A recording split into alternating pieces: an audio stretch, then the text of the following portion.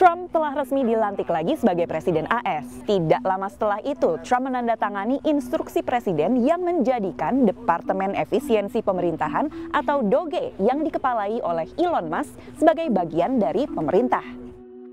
Tugas DOGE adalah memotong anggaran pemerintah secara besar-besaran. Sebetulnya ini bukan sebuah konsep baru. Elon Musk sebagai Kepala Departemen Efisiensi Pemerintahan ingin memangkas $2 triliun per tahun dalam pengeluaran federal setara dengan ribuan kali APBN Indonesia.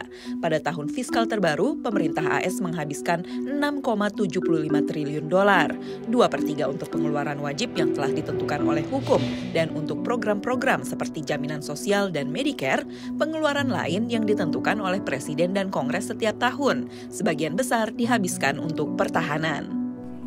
Ini bukan pertama kalinya seorang presiden Amerika berjanji memangkas pengeluaran pemerintah. Dimulai dengan Thomas Jefferson, Presiden ketiga Amerika yang menjabat dari tahun 1801 hingga 1809. Jefferson berkomitmen pada gagasan pemerintah yang kecil.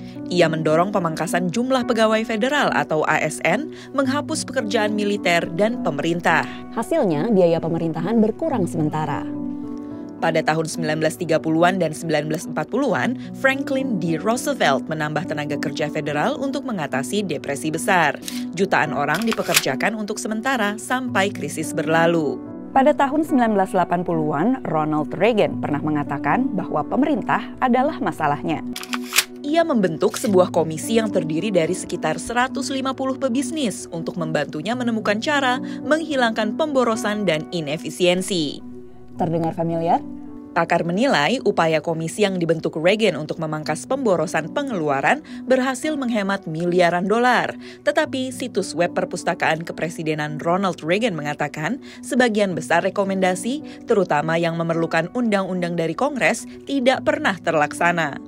Meski begitu, beberapa sejarawan mengatakan dampak kebijakan Reagan terkait peran pemerintah federal yang lebih kecil dalam mengatasi masalah-masalah publik bertahan lama.